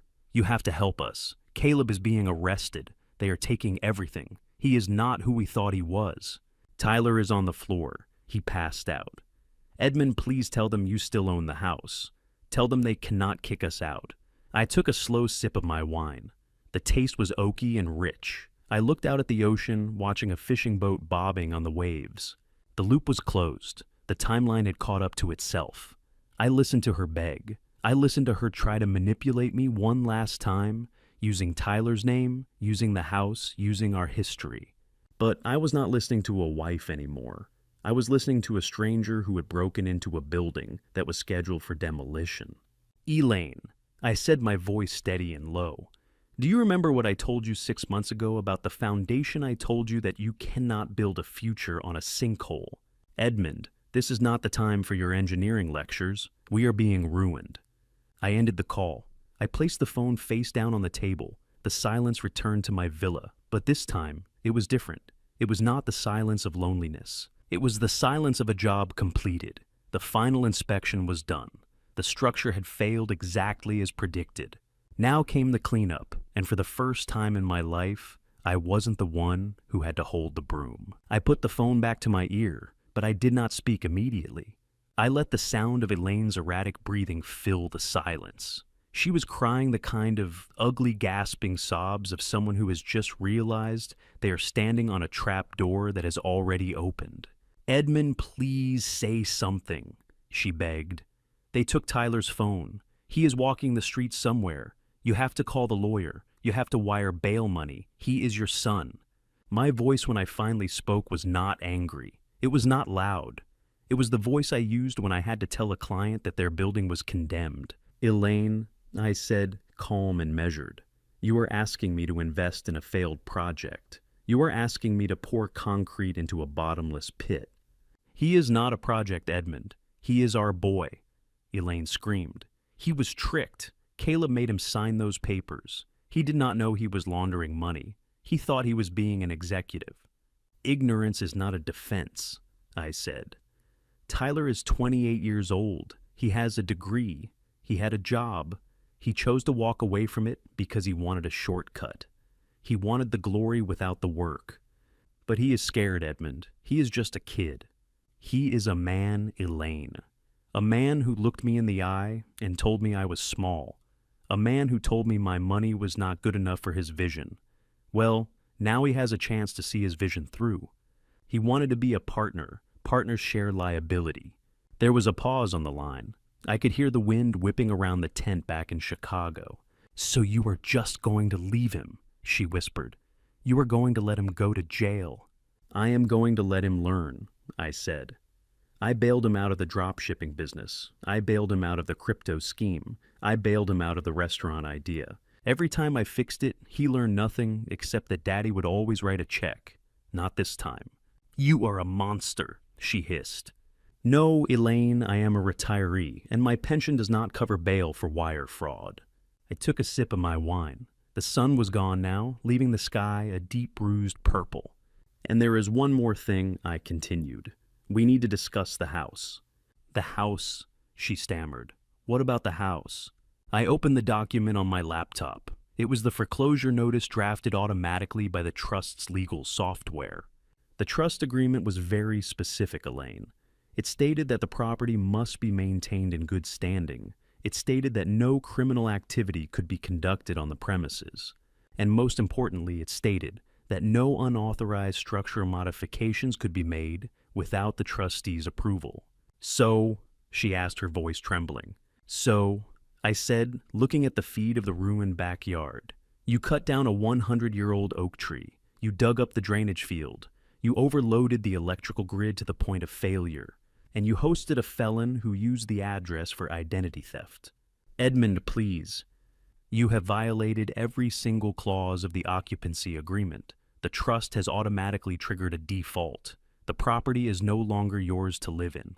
It is a distressed asset." "What are you saying?"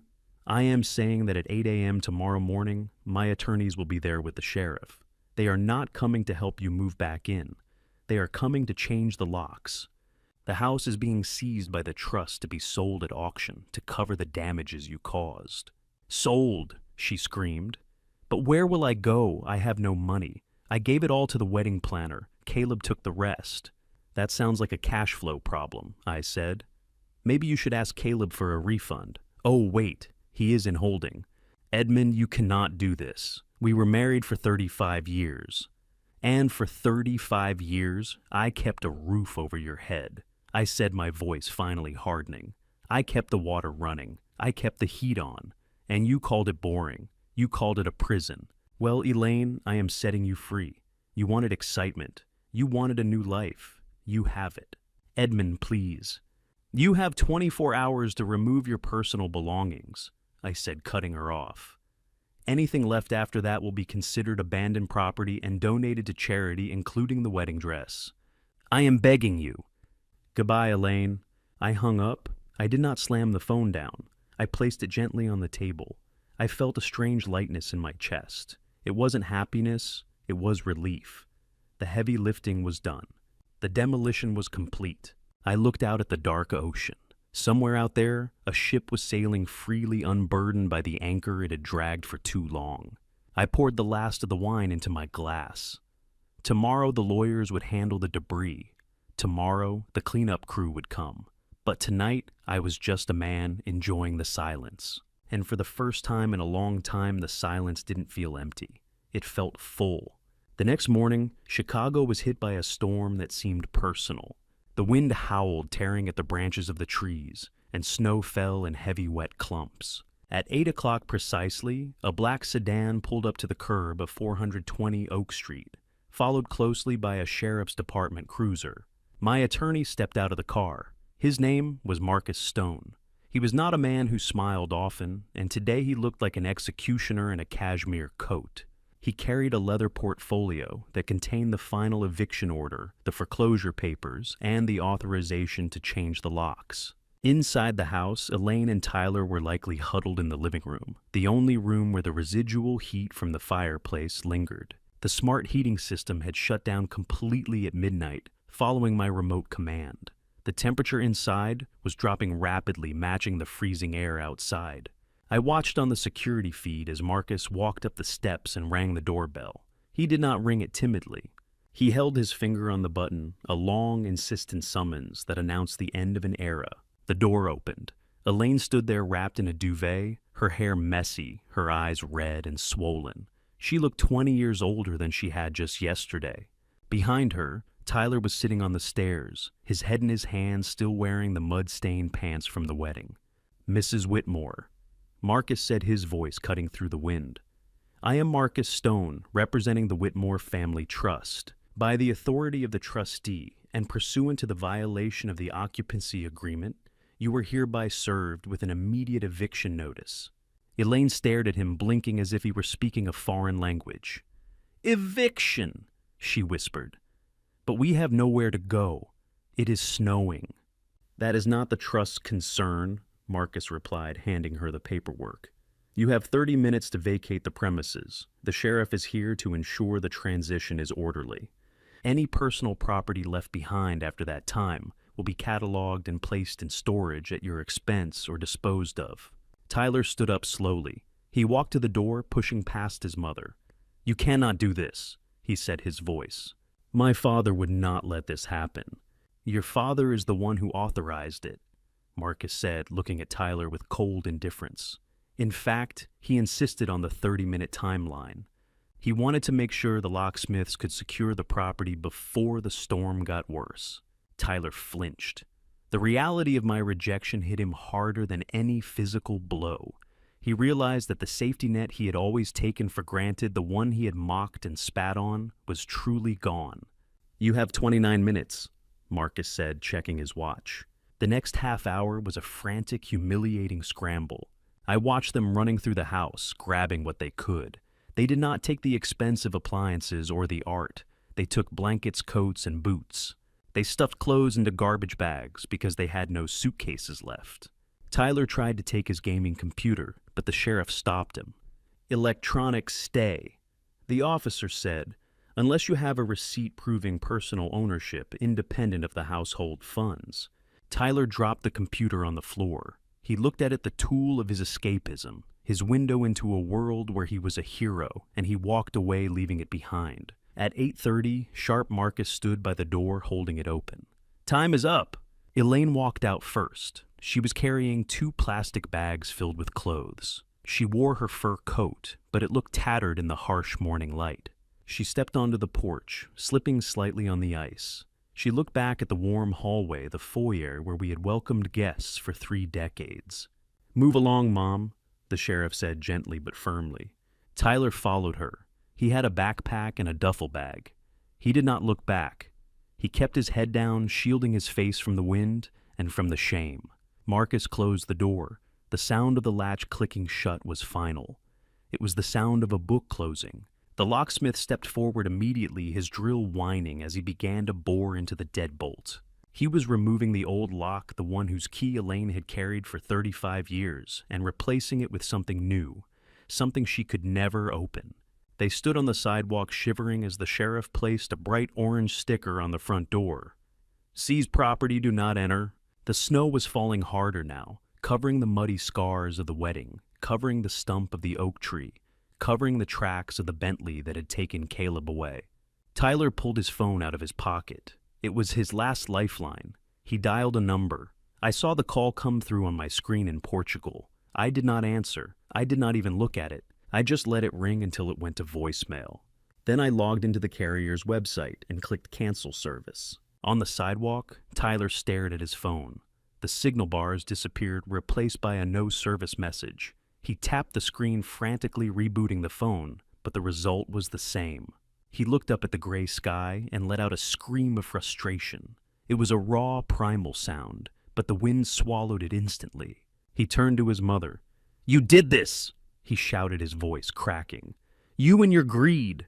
Elaine did not answer. She was staring at the house. "I am leaving," Tyler said, shouldering his bag. "I am going to the shelter downtown. I heard they have beds." "The shelter?" Elaine whispered, horrified. "Tyler, no. We can go to a hotel." "With what money, Mom?" Tyler snapped. "Your credit cards are maxed. Dad cut us off. Caleb stole everything else. We are homeless." "Do you understand that we are homeless people?" He started walking down the street, his figure becoming smaller and smaller in the swirling snow. He walked with a limp, his expensive shoes ruined by the weather. He looked like a refugee from a war he had started. Elaine watched him go. She took a step to follow him, but then stopped. She knew he did not want her. She knew she was the anchor that had dragged him down. She turned back to the gate. She gripped the cold iron bars, looking through them at the yard. Her eyes fell on the stump of the white oak tree. The snow was piling up on the flat surface of the cut wood like a white shroud. She remembered the day I planted it. It was a Saturday in spring. We were young then. We had just bought the house. I was wearing my work boots covered in dirt, and she had brought me a glass of lemonade. "Edmund," she had said, laughing, "why are you planting such a small stick? It looks pathetic." "It is an investment, Elaine," I had told her, wiping sweat from my forehead. "Oaks grow slow, but they grow strong. This tree will be here long after we are gone. It will shade our grandchildren." She remembered how I had cared for that tree, how I had pruned it, fed it, protected it from beetles. It was my pride. It was the symbol of my stability. And she had let Caleb cut it down. She had stood there sipping champagne while the chainsaws roared. She had laughed when Caleb said it was blocking the view. She had thought she was clearing the way for a brighter future. But now she saw the truth. The tree was not blocking the view. It was the view. It was the shelter. It was the strength. Caleb had promised her a pool, a resort, a paradise. But all he had given her was a hole in the ground and a stump. She looked at the house again. The windows were dark. The curtains were drawn. It looked impenetrable. It was a fortress I had built to keep the cold out. But now she was on the outside. She realized then that Caleb never loved her. He loved the access she provided. He loved the naive vanity that made her an easy mark. He saw a woman who was bored and ungrateful, and he exploited every crack in her character. But Edmund had loved her. I had loved her not with grand gestures or stolen Porsches, but with the quiet, steady love of maintenance. I fixed the leaks. I paid the bills. I secured the future. I insulated the walls so she would never feel a draft. I anticipated problems before they happened. I was the oak tree, boring, sturdy, reliable, and she had taken an axe to me. She sank to her knees in the snow. The cold seeped through her thin pants, biting into her skin. She dropped her bags. "Edmund," she sobbed, her voice weak. "I am sorry. I am so sorry." She reached through the bars, trying to touch the air of the yard, trying to reclaim a piece of the life she had thrown away, but the iron was cold and unforgiving. A car drove by, splashing slush onto her coat. The driver did not stop. To the world, she was just another tragic figure on a winter street, a woman who had gambled everything and lost. She stayed there for a long time, crying until her tears froze on her cheeks. She cried for the house. She cried for Tyler, but mostly she cried for the realization that she had held a diamond in her hand for 35 years and traded it for a piece of glass because the glass sparkled more. Eventually, the cold became too much. She stood up, her legs stiff and numb. She picked up her plastic bags. She looked at the house one last time.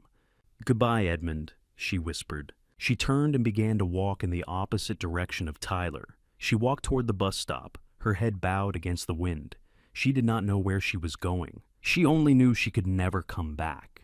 The snow continued to fall, burying the footprints she left behind, bearing the stump, bearing the memory of the wedding that never was. And in Portugal, the sun was shining. I closed my laptop. The feed went dark. The house was empty. The parasites were gone. The structure was damaged, but the foundation held. It was time to rebuild. Not the house, but the rest of my life. I walked out to the garden where Elena was waiting. She was planting herbs in a terracotta pot. Her hands were dirty with soil. "What are you planting?" I asked, kneeling beside her. "Rosemary," she said, smiling. "For remembrance and mint, for fresh starts." I picked up a trowel. "Let me help you," I said. "I know a thing or two about roots." We worked together in the warm sun, digging into the earth. It felt good. It felt real. The storm in Chicago was a world away. The woman crying at the gate was a ghost. The son walking to a shelter was a stranger. I was Edmund. I was 72 years old. And for the first time in a long time, I was exactly where I was supposed to be, building something new, one scoop of dirt at a time. The gavel came down in the courtroom 6 months later. But I did not need to be there to hear the thud. The sound of justice being served travels across oceans if you know how to listen.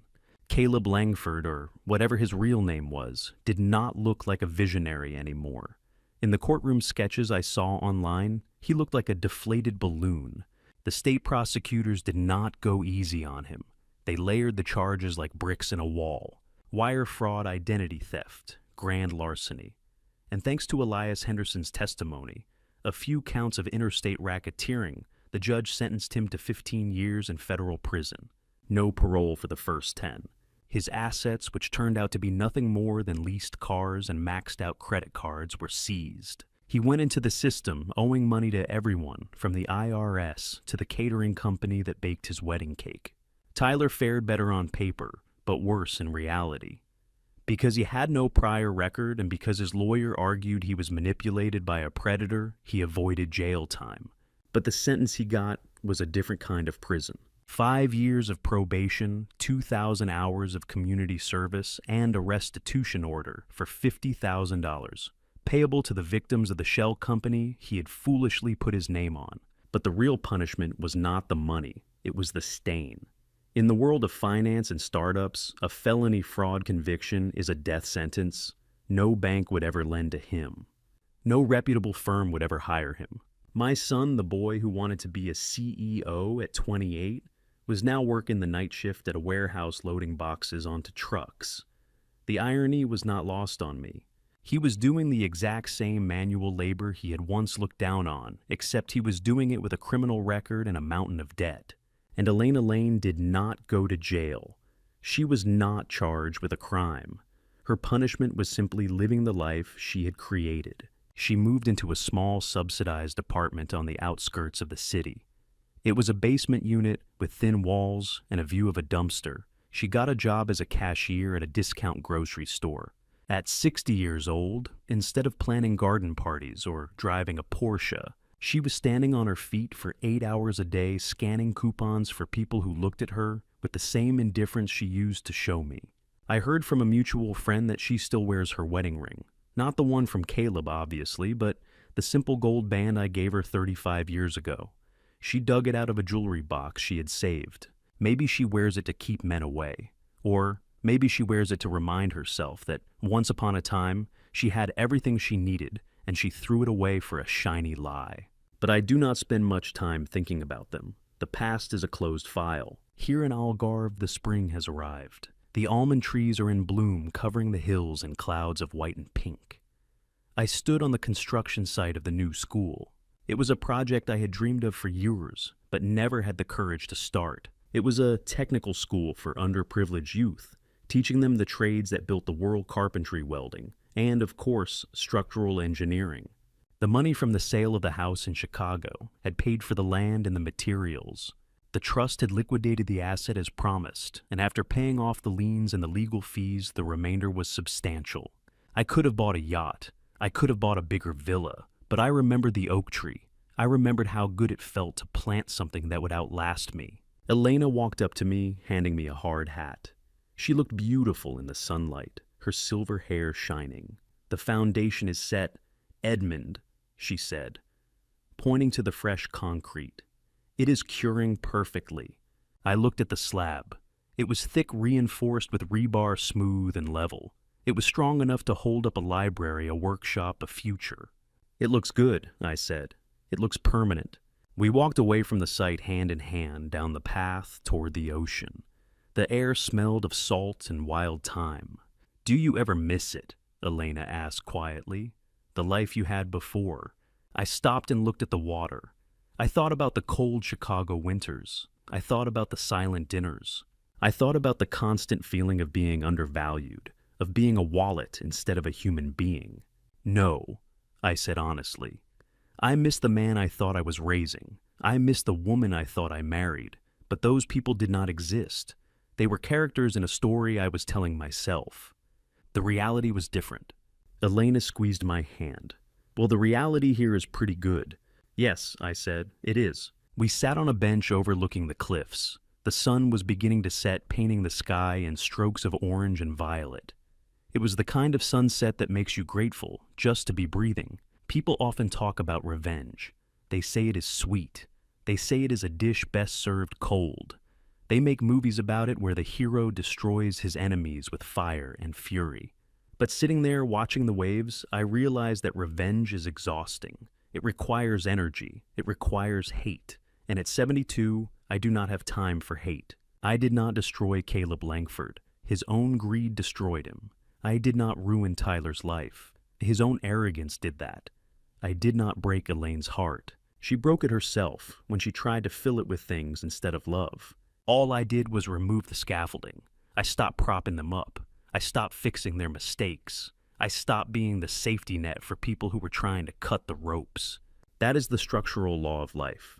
If you build your house on sand, if you cut corners, if you cheat, the physics of integrity, gravity will eventually do the rest. I took a deep breath, filling my lungs with the clean air. I felt light. I felt unburdened. I looked at Elena. She was sketching in a small notebook capturing the line of the horizon. What are you drawing?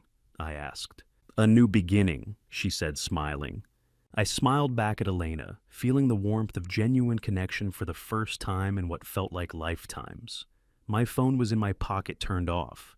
I did not need it anymore. There were no emergencies to handle, no middle-of-the-night alarms, screaming about burst pipes or failing systems. No one was calling to ask for money or bail or a second chance they had already squandered a dozen times before. The only thing I had to do was watch the sun go down and wake up tomorrow to build a school. Not for profit, not for recognition, but because it was the right structure to leave behind. The weeks that followed were a blur of purposeful motion. I threw myself into the final preparations with the same meticulous attention I had once given to my bridges and buildings back in Chicago. But this time, every beam I approved, every foundation I inspected, every electrical system I verified carried a different weight. This wasn't just engineering. This was redemption of a sort, proof that my skills, my knowledge, my careful planning could create something that would outlast the wreckage of my personal life. The ribbon cutting for the Whitmore Technical Institute was not a black tie affair. There was no red carpet rolled out across manicured lawns. There were no ice sculptures melting in the Mediterranean sun, no champagne tower waiting to collapse under its own ostentatious weight. There were no rented tuxedos or leased Ferraris parked out front, no photographers jostling for position to capture the artificial glamour of people pretending to be more than they were. Instead, there was dust, honest working dust, that coated everything and everyone. There was the smell of sawdust and fresh paint, the sharp tang of welding sparks still lingering in the air from the morning's final adjustments. There were tables filled with heavy tools that had actual purpose, welding masks that would protect real students doing real work, and blueprints spread across every available surface, showing not vanity projects, but practical buildings that could change lives. And there were 50 young men and women from the local villages, their ages ranging from 16 to 35, standing in small clusters around the workshop spaces. Their eyes were wide with a hunger for opportunity that I recognized immediately from my own youth, that desperate, beautiful desire to learn something tangible, something that couldn't be taken away by market crashes or broken promises. They were not looking for a handout or a shortcut to easy money. They were looking for a trade, a skill, a foundation they could build their own lives upon. I stood at the simple wooden podium, looking out at the crowd of about 200 people who had gathered. Elena was in the front row, beaming with a pride that had nothing to do with my bank account, and everything to do with what this project represented. The mayor of Lagos was there in his formal sash, not because I had paid him or promised him a kickback, but because this school was going to change the local economy, providing skilled workers for the construction boom happening along the coast. Local business owners stood in the back, already talking among themselves about apprenticeship opportunities. Parents held their children's hands, pointing at the equipment, whispering about possibilities that hadn't existed just 6 months ago. The local priest had come offering a blessing. Even Manuel from the cafe had closed early to attend, standing with the other shop owners who had watched this American engineer transform from a sad refugee into a community builder. I cut the red ribbon with a pair of industrial shears, not ceremonial gold scissors, but the real tools we would actually use in the metalworking classes. The applause was loud and genuine, echoing off the concrete walls and high ceilings of the workshop. It felt completely different than the applause at Caleb's wedding. That applause had been bought with expensive wine and the promise of networking opportunities. This applause was earned through months of planning, transparency about the mission, and the visible proof that something meaningful was being created. As the crowd dispersed to tour the facilities, shaking my hand and thanking me in Portuguese and broken English, I felt something shift inside my chest. It wasn't happiness exactly. I'm not sure I'll ever feel that pure emotion again after what I've been through. It was more like alignment, like a building settling onto its foundation after all the supports are finally in place. Later that evening, as the sun began its descent over the Atlantic, turning the water into a sheet of hammered copper that seemed to glow from within, I sat in my study. The room was simple, but comfortable whitewashed walls, a heavy wooden desk I had bought from a local craftsman, shelves filled with engineering texts and Portuguese language books I was slowly working through. On my desk sat a single envelope. It had arrived 3 days ago, forwarded by my lawyer, Marcus Stone, through the secure mailing system we had established. It had a Chicago postmark smudged and weathered from its journey across the ocean. The handwriting was messy, frantic, the letters slanting desperately across the front. It was from Tyler. For 3 days I had let it sit there unopened. I treated it like a suspicious structural crack in a building, monitoring it from a distance, noting its presence, but not rushing to conclusions about what it might mean. I would walk past my desk, see it there, and continue with my day. I watered Elena's plants. I reviewed construction contracts. I had coffee with the instructors we had hired. All the while, that envelope sat there like a ghost waiting to speak. But tonight, after seeing the hope in the eyes of my students, after cutting that ribbon and feeling the weight of genuine accomplishment, I decided to open it. I slit the envelope carefully with my letter opener, another gift from Elena made of olive wood with my initials carved into the handle. Inside was a single sheet of lined notebook paper, the kind you could buy at any corner store, folded into thirds. The paper was cheap, slightly yellowed, with a coffee stain in one corner. It was the stationery of someone who had nothing left. Dad. It began, and I had to stop for a moment because I hadn't been called that in so long. I am writing this on my break at the warehouse. My back is killing me. I lifted 400 boxes today. I know the exact number because I've started counting everything now, the way you used to count and track and measure. My hands are blistered. I look at them, and for the first time, I remember your hands. I remember how rough they were when you came home from work when I was a kid. I used to think they were ugly, damaged somehow. Now I know they were just tired. They were honest hands. And mine are just starting to understand what that means. I took a sip of my wine. The vintage was excellent, a local Alentejo red that Manuel had recommended. I let the taste settle on my tongue while I absorbed Tyler's words. I live in a studio apartment with 2 other guys. The letter continued, the handwriting getting slightly more controlled, as if he had found his rhythm. It smells like ramen noodles and old socks and desperation. I hate it. I hate the stained carpet in the bathroom we have to share and the way the heat barely works. But I pay my share of the rent every Friday. I've paid it for 3 months straight now. I haven't missed a single payment. It's the hardest money I've ever earned, and it's the first money I've ever been proud of. I could picture the apartment. I had lived in similar places when I was young, before I climbed my way up through skill and persistence. The difference was, I had never looked down on that life. I had seen it as the necessary foundation I was building from. Tyler was only now discovering what the ground floor actually looked like. "Mom calls me sometimes," Tyler wrote, and I could feel the weight in those words. She cries about the basement apartment she's in. She cries about her feet hurting from standing at the register all day. She tells me about the customers who are rude to her about her manager, who treats her like she's stupid about how unfair everything is. She still talks about the house like it was stolen from us, like some thief came in the night and took what was rightfully ours. But I stopped listening, Dad. I stopped listening because I finally understand the difference between losing something and throwing it away. Nobody stole that house from us. We threw it away. We threw away everything you built because we thought we deserved something better without having to build it ourselves. I felt a twinge in my chest reading those words. Not regret I had processed that emotion and found it wanting. It was more like the dull ache of a scar that has healed but remembers the wound. The tissue has closed, the pain has faded, but on certain days when the weather changes, you can still feel where the damage was done.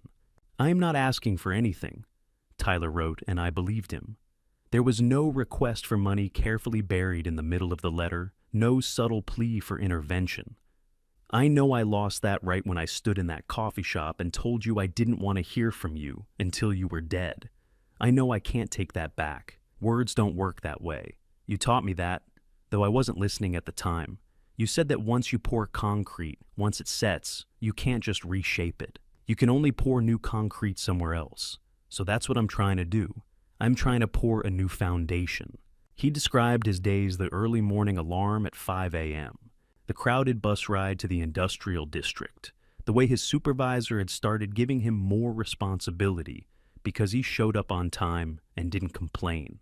Small victories that once would have seemed beneath him now felt like genuine achievements. "I finally get it. I get what you meant about the foundation. I'm trying to pour a new one. It's slow. God, it's so slow, Dad. Every dollar I save feels like it takes forever to accumulate.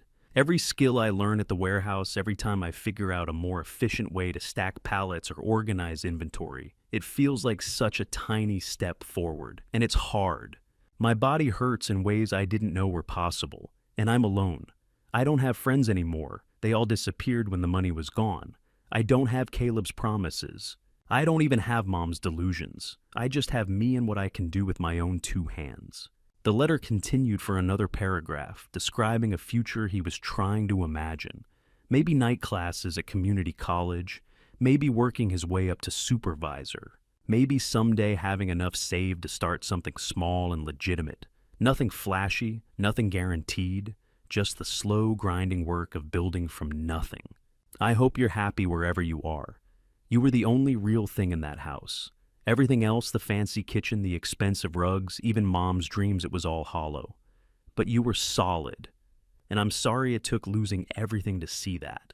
It was signed simply, Tyler, not your son, not love, just his name, plain and honest. I folded the letter carefully, creasing it along the lines he had already made. I did not cry. I did not reach for my phone to call him. I did not draft a reply in my head about forgiveness or second chances. There is a term in engineering called plastic deformation. It is when a material is stretched beyond its elastic limit, that point where it can still snap back to its original shape.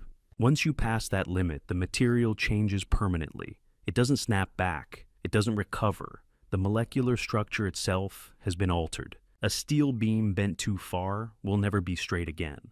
You can't unbend it back to its original form. You can only cut it out and replace it with new material. My relationship with my son had undergone plastic deformation. The structure of what we were father teaching, son, trusting father, had been stretched beyond the elastic limit. We could not go back to what we were. The trust once broken at the molecular level could not be simply repaired with apologies or good intentions. He was finally learning to be a man, to bear weight, to understand the physics of cause and effect. But he had to do it without me. If I stepped in now with money or advice or even just emotional support, I would just be the crutch again. I would be the false support that makes a structure dependent rather than strong. I would weaken his new concrete before it had time to cure properly, leaving him vulnerable to the next collapse. The kindest thing I could do, the only structurally sound thing I could do, was let him bear his own weight. I placed the letter in my desk drawer, the third drawer down, where I kept important documents. I would keep it. I would probably reread it occasionally. But I would not answer it, not now, maybe not ever. Elena walked into the room, carrying a bowl of olives and cheese, along with 2 small plates and napkins. She saw the open letter, and the look on my face, that particular expression I get when I'm calculating load distributions in my head, weighing variables. "Everything okay?" she asked, setting the bowl down gently. I looked at her, this woman, who had entered my life without demanding anything, who loved me for my mind and my conversation, rather than my utility. I looked at the blueprints of the school expansion spread out on my desk, showing the dormitory we plan to build next year. I looked at the view of the ocean through my window, that vast expanse of water I had paid for, not with Elaine's approval, but with the wreckage of my past. "Everything is structurally sound," I said, and I meant it. We walked out to the balcony together. The air was filled with the scent of salt and the rosemary we had planted in terracotta pots along the railing. The temperature was perfect, that Mediterranean sweetness that exists nowhere else on Earth. Elena leaned against me, her head on my shoulder, and we watched the fishing boats returning to harbor. Somewhere in Chicago, thousands of miles away, across an ocean and a continent, Elaine was likely scanning coupons at her register, her feet aching in cheap shoes, dreaming of a life she was too shallow and impatient to keep. She was probably telling herself stories about how she was the victim, about how I had somehow tricked her, about how Caleb had been the one mistake rather than the inevitable result of her character. Somewhere in that same cold city, Tyler was lifting a box in a warehouse, finally beginning to understand the weight of $1, the value of showing up, the dignity in honest exhaustion. He was building calluses, both physical and emotional, the kind you only get from actual work. Somewhere in a federal prison cell with bars and cameras and no possibility of charm working its magic, Caleb was staring at a concrete wall. Knowing he couldn't manipulate or seduce or shortcut his way through it, he was learning that eventually in the real world, the bill comes due. And here in Portugal, I was holding the hand of a woman who loved me for my mind, for my stories, for the careful way I approach problems. Not for my bank account or what I could provide or how I could elevate her status. I took a deep breath, filling my lungs with the clean Atlantic air that had traveled 3,000 miles over water, air that had never touched Chicago, air that carried no memory of cold driveways or divorce papers or wedding disasters. They say you can't choose your family. People repeat this like it's wisdom, like it's an immutable law of nature. That is a lie. You can choose. You choose every day. You choose who you let in. You choose who you support. You choose whose dysfunction you're willing to carry. And most importantly, you choose when to close the door, when to change the locks, when to walk away from a structure that can't be saved. I raised my glass to the setting sun, watching it sink into the ocean in shades of amber and rose. "Here's to strong foundations," I whispered, and Elena clinked her glass against mine in understanding. And for the first time in 72 years, I didn't worry about the roof caving in, about pipes bursting, about systems failing, because no one else knew how to maintain them. The house I built it now, this life, this school, this relationship, was solid because it was built on honest ground with people who understood the value of what was being created. I am Edmund Whitmore. I am a builder, an engineer, a man who understands that some structures must be demolished before new ones can rise. I am a survivor of betrayal who found that survival isn't the end goal, building something better is. And for the first time in my life, standing on this balcony with salt air in my lungs and a good woman beside me and a meaningful project under construction, I am free. Not free from my past, that's impossible, but free from the weight of carrying people who saw me as infrastructure rather than as human.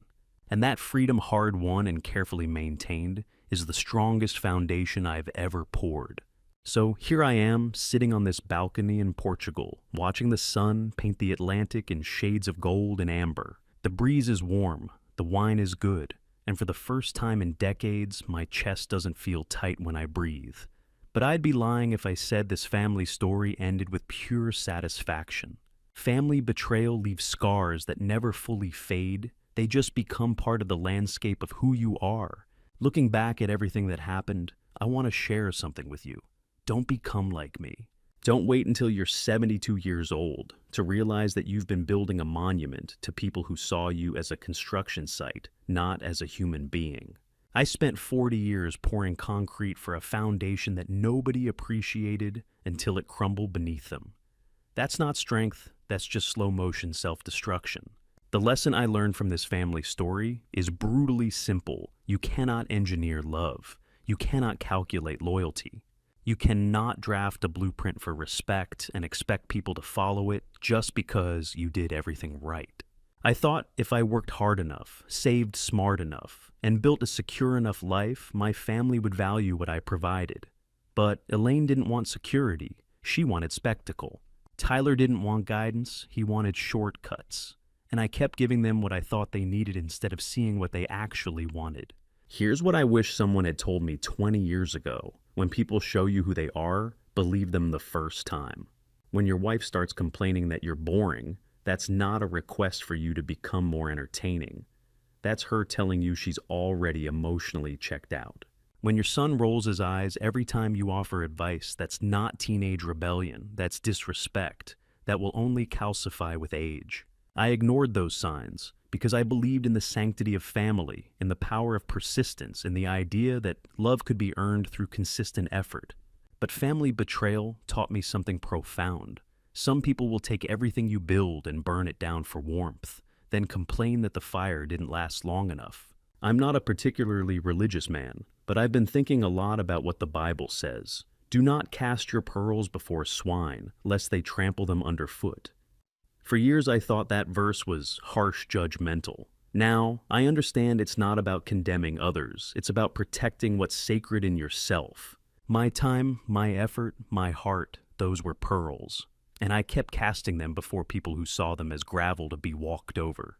My advice to you, especially if you're the provider, the fixer, the responsible one in your family, set boundaries before resentment sets them for you. Don't wait until you're standing in a cold driveway signing divorce papers to realize you've been taken for granted. Have the difficult conversations early. Ask directly, do you value what I contribute? And if the answer is silence, or worse, a list of complaints about what you're not providing, then you have critical information about the structural integrity of that relationship. From my perspective, as someone who's lived through this family story, I can tell you that the hardest part wasn't losing the house or the money. It was accepting that the version of my family I believed in never actually existed.